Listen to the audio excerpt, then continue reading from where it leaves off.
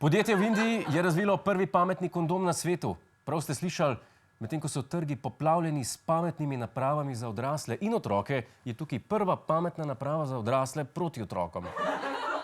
Ta tehnološka inovacija naj bi vašemu telefonu poslala informacijo o tem, koliko časa je spolni akt trajal in koliko kalorij ste vmes porabili. Poleg tega pa ima tudi možnost iluminacije, kar je slaba novica za vse, ki ste v postelji negotovi, dobra pa za vse, ki se hočete zamaškati na šemt vlike iz Vojne zvezd. Nažalost pa moram sporočiti, da pametni kondom nima tistih funkcij, ki jih pa moški res rabimo.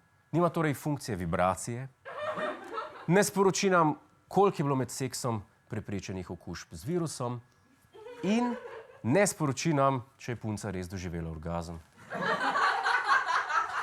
Ministrstvo za zdravje pa opozarja, da v primeru prazne baterije z njim ne ravnamo kot z drugimi pametnimi napravami.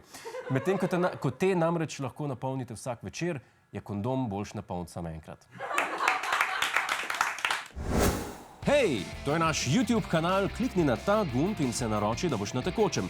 Polajkaj pa nas tudi na Facebooku in na Twitterju, pa na ulici, pa na kakšnem javnem WC-ju.